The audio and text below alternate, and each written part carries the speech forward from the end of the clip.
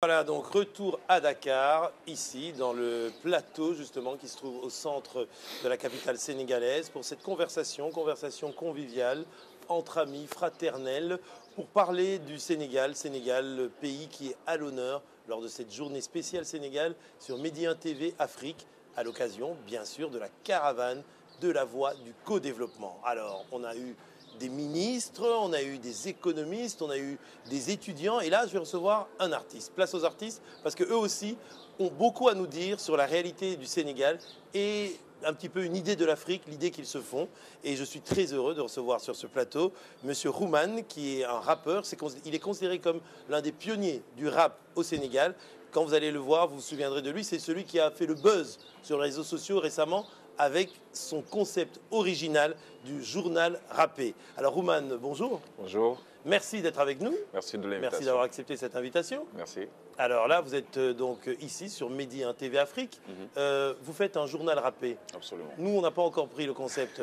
Est-ce que vous avez envie un jour de venir faire le journal rappé sur Medi 1 TV Afrique? Avec plaisir, avec plaisir. Pourquoi Il suffit pas, juste d'avoir du flow et puis je crois que l'actualité, elle est en continu, donc il n'y a pas de problème. Alors on essaie un peu le coup, on fait une interview rappée. Alors Kouman, comment ça va?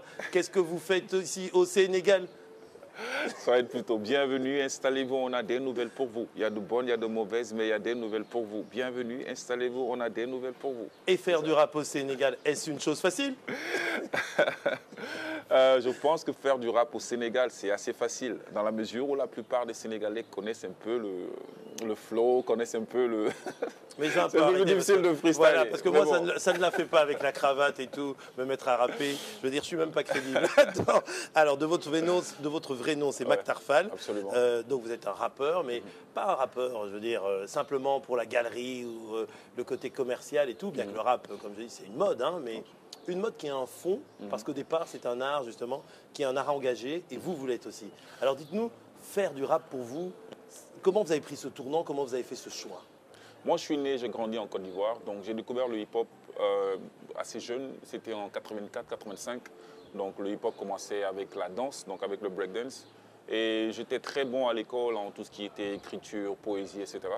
Et j'ai découvert le rap et ça m'a parlé directement. Mais à cette époque, c'est vrai que le rap, c'était d'abord et avant tout une histoire de mode, etc. Mais une histoire de mode, une histoire d'habillement, une histoire de, voilà, j'ai la plus grosse voiture, j'ai la plus grosse chaîne, etc. Mais dedans, il y avait un groupe qui m'a beaucoup marqué, qui s'appelait Public Enemy. Public Enemy, le message qu'il lançait, même si je ne comprenais pas tout, mais je me sentais interpellé par ce qu'il disait. Et puis, c'était du rap dur, c'était du rap dur, c'était du rap très dur. Et puis, c'était du rap avec un message, c'était du rap qui parlait à une certaine... la minorité. Et c'était du rap aussi qui avait aussi un message qui était assez révolutionnaire. Donc c'était un message, c'était un groupe qui allait à l'encontre de toutes les règles établies. Quand j'ai grandi un peu, quand je suis venu au Sénégal, en fait, j'ai commencé à faire du rap, notamment avec M. Didier Awadi de Positive Black Soul. Didier Awadi, bien sûr, voilà, je connais très bien. C'est grâce un peu à Didier Awadi et au Positive Black Soul que j'ai commencé à vraiment à faire du rap au Sénégal. Parce que quand j'étais en Côte d'Ivoire, je n'avais pas la possibilité de le faire. Mais quand je suis venu ici, ils nous ont beaucoup aidés. Donc en 96, on sort notre premier album. Et en 96 encore, le rap était assez balbutiement au Sénégal. Mais on arrivait justement à remplir des salles, à faire vraiment beaucoup de choses. Je crois que 10 ou 15 ans plus tard, je m'ennuyais un peu dans le rap parce que j'avais l'impression que ça tournait un peu en rond, que c'était la même chose qu'on disait. Et justement, avec le journal rappé, pour moi, c'était la manière en fait, de joindre l'utile à l'agréable, c'était justement de copier ce que vous faites en tant que journaliste, mais de l'allier à ce que nous, on fait de mieux, à savoir l'entertainment, c'est-à-dire que le divertissement. Donc, on a créé un concept qui allie l'information et le divertissement. C'est comme ça. On va y revenir pour essayer vraiment de comprendre le concept. Qui a fait le buzz, qui d'ailleurs a été déjà copié de multiples fois, je pense. Absolument, une dizaine de fois à peu près. Et vous avez le copyright là-dessus? Non, malheureusement, pas encore. Ah là là, vous n'avez pas bien travaillé, mon cher ami. Alors, mais dites-moi, cela dit, qu'est-ce qu'il en est de la scène de rap au Sénégal? Est-ce que le Sénégal est un pays où le rap a pris, où vraiment c'est rentré dans la culture, je dirais populaire, la culture générale? Les jeunes aiment le rap au Sénégal? Oui, parce que le hip-hop, il y a quelques années de ça, on disait qu'au Sénégal, il y avait 5000 groupes de rap. Maintenant, peut-être moins, peut-être 3000, peut-être 2500, je ne sais pas, mais c'est énorme quand même, parce qu'il y a plus de rappeurs au Sénégal que de médecins par habitant, par exemple. Donc, c'est pour vous dire que le rap est vraiment entré dans les mœurs. Et il soigne aussi d'une certaine façon, on peut dire. Hein. La thérapie musicale. Voilà, exactement. La thérapie musicale, exactement. Ce qui se passe, c'est que le rap, au Sénégal, le rap aura 30 ans l'année prochaine. le premier groupe de rap, le premier groupe, la première cassette de rap sortie au Sénégal, c'était il y a à peu près 29 ans. Donc ça veut dire que le rap, il y a des jeunes qui sont nés dans le rap, qui ont baigné dans la culture du rap, du hip-hop en général, parce que le rap, c'est la partie visible de l'iceberg, mais il y a bien sûr tous les autres éléments. Il y a le graphe, il y a le breakdance, il y a le DJing, donc il y a les autres éléments. Le rap, actuellement au Sénégal, on considère que c'est la deuxième musique la plus diffusée dans les médias, à la radio, et la plus présente, la plus diffusée sur les réseaux sociaux. Parce que la plupart des rappeurs ont des comptes sur les réseaux sociaux et ils partagent beaucoup. Donc le rap, effectivement, le message, comme il est fait en Wolof, donc c'est la langue nationale du pays, la langue nationale. Donc la plupart de nos compatriotes comprennent le message. Et le rythme aussi, il évolue. On a fait beaucoup de mélanges. Parfois, il y a des percussions qui sont rajoutées dans la musique. Parfois, on utilise même le rythme local, le mbalakh qu'on a mixé avec le hip-hop. Donc, c'est rentrer dans les cultures et dans les mœurs des Sénégalais. En fait, c'est une forme que vous vous êtes appropriée pour faire passer votre message. Pour faire passer notre message. En fait, ce qui s'est passé, c'est qu'au début, on avait besoin d'avoir des repères. Donc, on copiait les Américains, on copiait les Français. Mais avec le temps, je pense qu'on est allé jusqu'à trouver notre propre rythme. Donc, avant, pour rapper en Wolof, c'était tout un problème parce qu'il fallait comprendre la langue, il fallait maîtriser les codes de la langue. Mais chez nous, il y a ce qu'on appelle le tassou. Le tassou, en fait, c'est un peu le rap, mais en version traditionnelle. Pour vous imaginer un peu le rapport par rapport au rap, le tassou, c'est comme la matière brute. C'est comme le café qui coûte le kilogramme à 1 euro en Afrique, on va dire. Mais quand il est transformé et qu'il revient chez nous, la tasse de café coûte 5 euros ou 3 euros. Alors que justement, le café brut, ça vient du Sénégal, enfin ça vient de l'Afrique en tout cas. C'est ce qu'on appelle le tassou, le kebetou, tout ce qui est parlé, parce que ce n'est pas qu'au Sénégal qu'il y a cette forme de langage qui est assez rapide, assez saccadé. La culture orale, justement, l'oralité qui est propre à toute une grande partie de l'Afrique. Les griots, exactement. Et quand c'est revenu chez nous, c'est revenu sous une autre forme. C'est revenu sur la forme musicale qui est le rap. Donc, dans les mœurs, c'est encore assez proche. Donc, les gens, ils se reconnaissent plus ou moins dans le rap. Mais qu'est-ce qui est plus important? Ce qu'on dit, le contenu du message ou la forme, le fait que ça ait du rythme, que je veux dire, ça fasse des vers, ou en tout cas, que ça s'articule bien et que ça sonne bien. Qu'est-ce qui est important? Est-ce que c'est ce qu'on dit? Je pense que les deux sont importants. Parce que vous savez, par exemple, au Sénégal, vous connaissez bien sûr le mouvement Y en a marre, qui en 2011 a contribué à justement la nouvelle alternance au Sénégal. Le mouvement Y en a marre a été plus ou moins mis au devant de la scène par des rappeurs. Donc ça veut dire que le message est important. Pour tout ce qui est de la danse, etc., on a peut-être des gens qui le font mieux que nous. Par exemple, le mbalakh, qui est la musique populaire du Sénégal, les Youssou N'Dour, les Souleymane Faye, etc., tous ces grands artistes-là, ils font de la musique pour faire danser les gens. Mais le rap est venu avec un message. Parce que vu que c'est parler d'abord, ce n'est pas chanter, donc le message est mis en avant. Mais c'est vrai qu'au fur et à mesure, on a trouvé le moyen d'allier le flow, la forme et le fond. Et justement, quand vous faites du rap, quand vous donnez des messages, vous avez parlé du mouvement Y en a marre, et pour avoir suivi cette actualité de près, pour avoir couvert les élections justement de 2012 au Sénégal, on sait quel était leur impact. Est-ce qu'aujourd'hui, le Sénégal est un pays apaisé, je veux dire, il y a eu des élections démocratiques, l'alternance s'est passée, quels sont vos combats actuels? Je pense qu'on est ce qu'on appelle les gardiens du temple.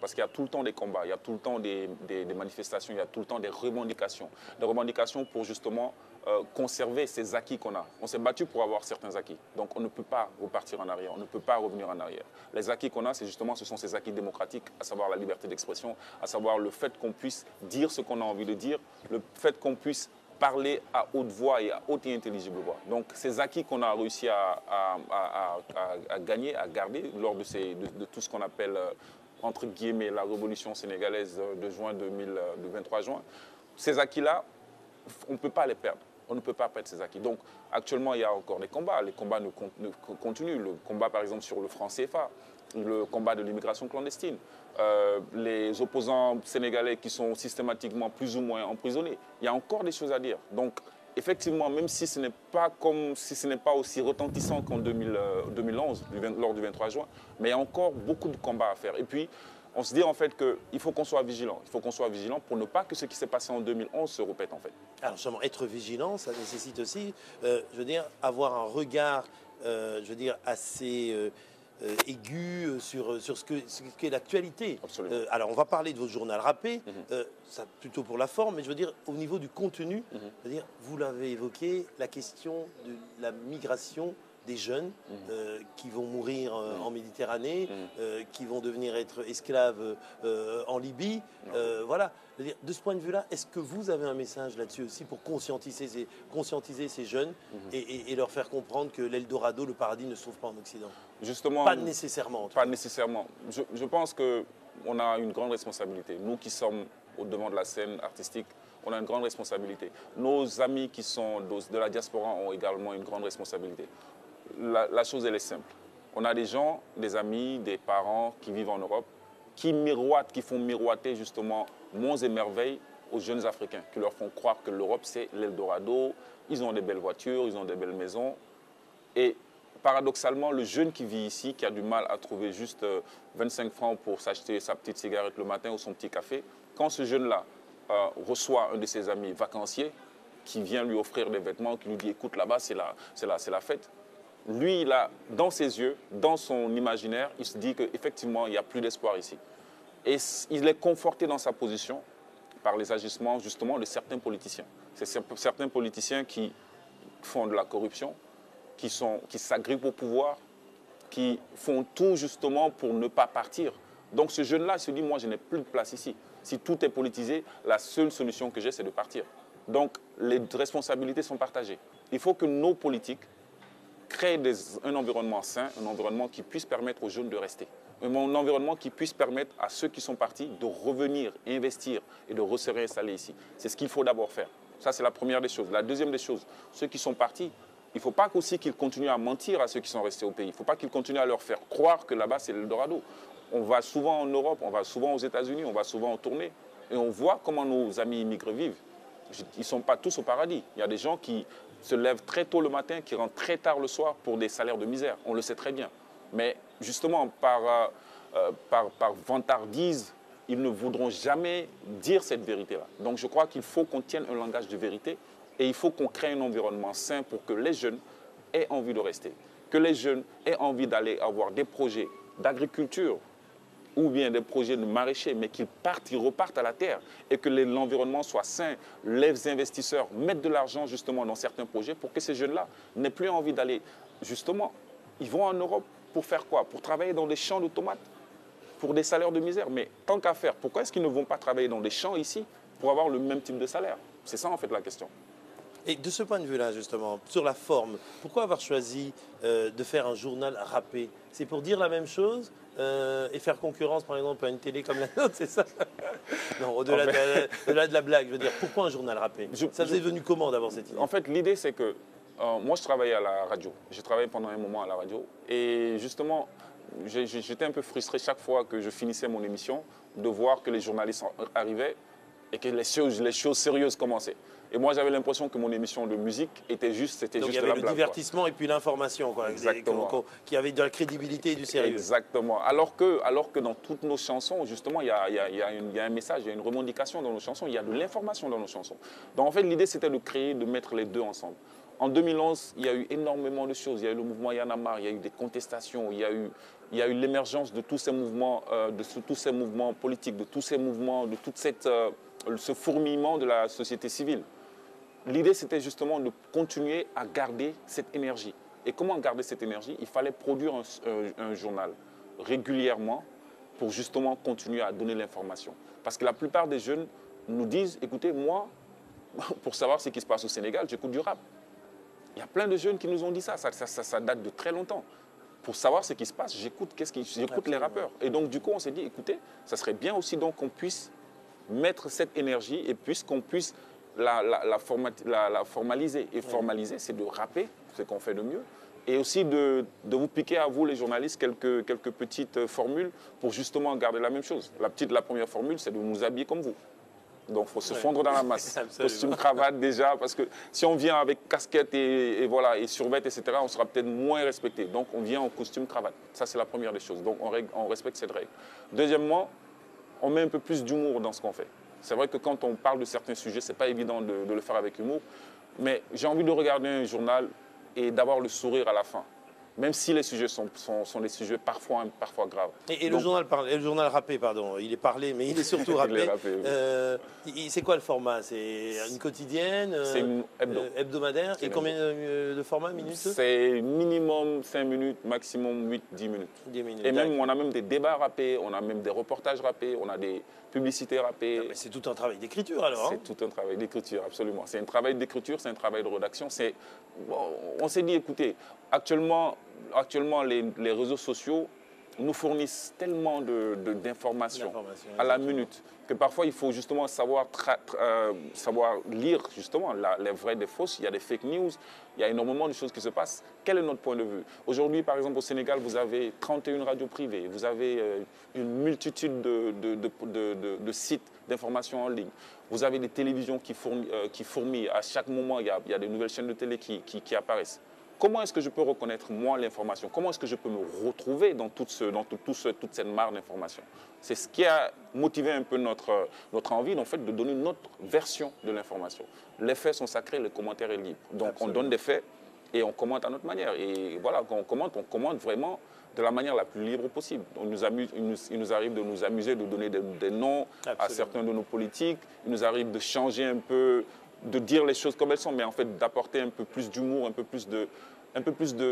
Je veux dire, on est plutôt des satiristes en fait. On chronique l'actualité avec beaucoup de satire. Alors, dernier volet, en substance, si vous voulez bien, Roman, je veux savoir, parce qu'on parle de co-développement, hein, c'est la caravane sur la voie du co-développement, je veux dire, même dans le niveau artistique et plus précisément au niveau du rap, est-ce qu'il y a des synergies, des featuring entre vous et des rappeurs ivoiriens sans doute, béninois, maliens, pourquoi pas marocains et puis d'autres? Est-ce que ça existe ça? Est-ce qu'il y a une communauté panafricaine des rappeurs?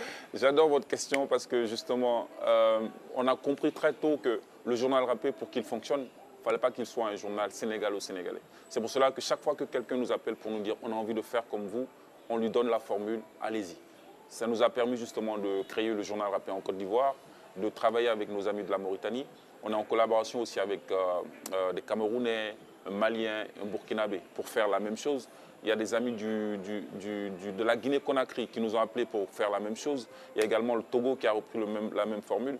Donc nous, ce qu'on s'est dit à la longue, ce qu'on a envie de faire effectivement, c'est d'avoir tous ces journaux rappés, en fait tous ces journalistes.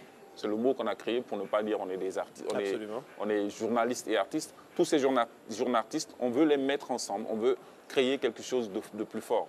Il nous arrive par exemple, quand il y a eu au Mali, le combat contre le changement de la Constitution, on a demandé à notre ami malien de nous envoyer un texte, de nous envoyer un reportage dessus. Quand il y a eu les attaques au Burkina Faso, la même chose, on a demandé à notre ami burkinabé de le faire.